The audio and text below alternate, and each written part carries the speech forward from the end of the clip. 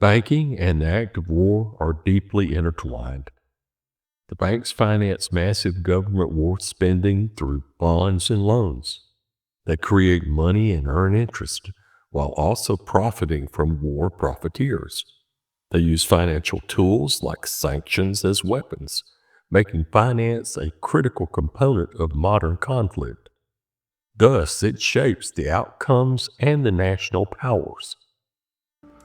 So, like a curious traveler on a quest, we embark upon a journey of information. Stay with us for a ride into knowledge.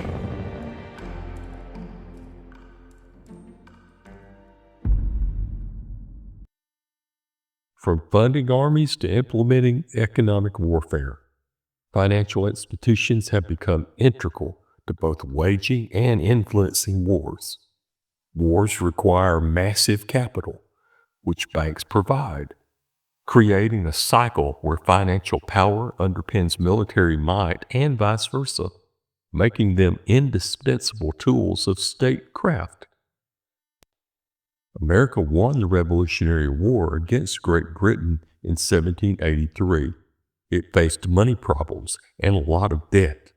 To help this, the government started the first Bank of the United States. About 30 years later, Andrew Jackson helped win the Battle of New Orleans, which ended the War of 1812. Now that the country had defended itself, it needed better ways to manage money for the future. And after many discussions, Congress started the Second Bank of the United States in 1816. The institution's capital, reach, and responsibilities were more expensive than those of the first bank.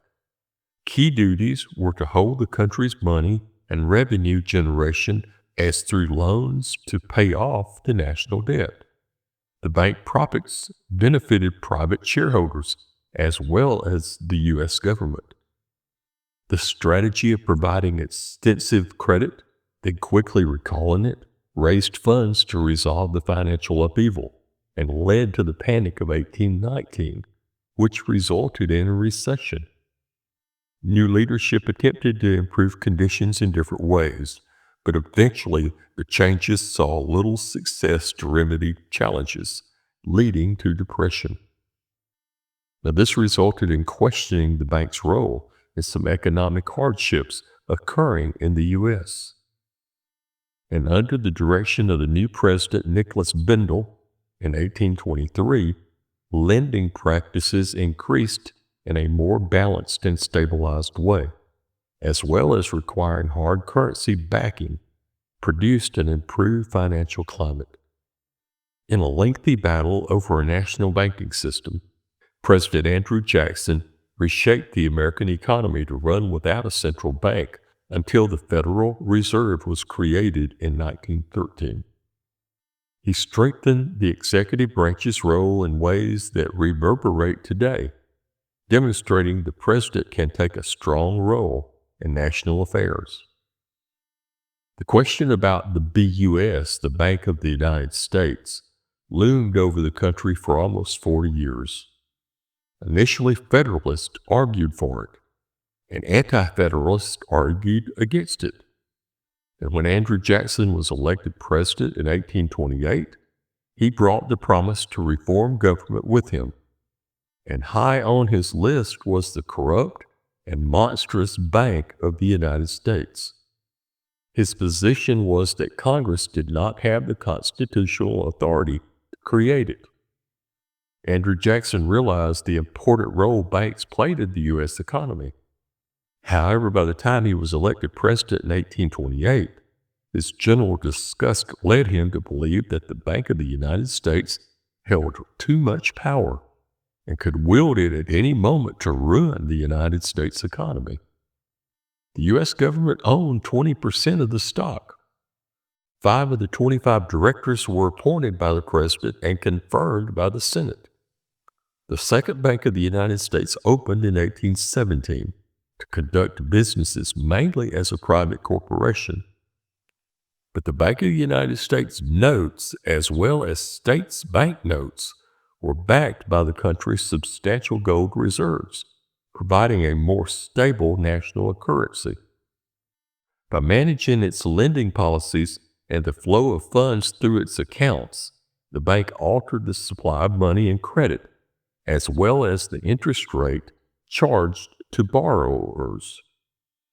Jackson thought the bank put too much power in the hands of too few wealthy American private citizens, and most stockholders were foreign investors with alliances to other governments.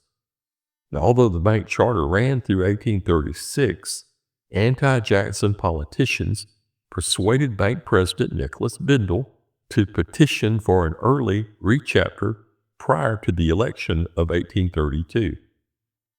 The charter passed both houses of Congress, but 1 week later, on July 10, 1832, Jackson issued his veto message, one of the most important documents of his presidency, possibly one of the most important vetoes in any presidency. Despite the Supreme Court's ruling that the bank was constitutional, Jackson continued to challenge the charter constitutionally as well as philosophically. Attorney General Roger Taney and Kitchen Cabinet member Amos Kendall wrote most of the text, but the ideas were Jackson's. In the message, Jackson outlined his positions for the veto. It is to be regretted that the rich and powerful too often bend the acts of government to their selfish purposes. Distinctions in society will always exist under every just government. Equality of talents, of education, or of wealth cannot be produced by human institutions. In the full enjoyment of the gifts of heaven and the fruits of superior industry, economy, and virtue, every man is equally entitled to protection by law. But when the laws undertake to add to these natural and just advantages artificial distinctions, to grant titles, gratuities, and exclusive privileges, to make the rich richer and the potent more powerful, the humble members of society, the farmers, mechanics, and laborers, who have neither the time nor the means of securing like favors to themselves, have a right to complain of the injustice of their government. There are no necessary evils in government. Its evils exist only in its abuses. If it would confine itself to equal protection, and, as heaven does its rains, shower its favors alike on the high and the low, the rich and the poor, it would be an unqualified blessing. In the act before me, there seems to be a wide and unnecessary departure from these just principles. Now, although the bill to recharter the bank passed in Congress, it did not have the support to overcome the veto. Jackson's veto was the first step in a several-year process to kill the bank. And in response, Bindle severely restricted loans to raise the public's anger. To hasten the institution's end, Jackson ordered no additional federal funds be deposited into the Bank of the United States, and the remaining government deposits, 20% of total funds, be withdrawn and deposited in state banks to perform the various duties of the Bank of the United States. The weakened bank continued to function until the charter expired in 1836, and by this time, Jackson's assessment that the bank was created to serve the interest of the wealthy, not to meet the nation's financial needs, was well supported. Now, to wrap this up, I mentioned foreign investors. The first bank of the United States was chartered in 1791 with capitalization of $10 million. The U.S. government held the largest share at 20%, but a substantial portion, around 70%, was owned by foreign investors, primarily from Britain. Given the Rothschilds family dominance in Britain banking during this era, it is widely believed that they had a significant, albeit indirect, stake through these general foreign holdings. Conspiracy theories that Alexander Hamilton acted as their agent to create the bank are unfounded and generally considered anti-Semitic. The Second Bank of the United States was authorized in 1816 after the financial disarray caused by the War of 1812. And like the first bank, foreign investors held a significant stake.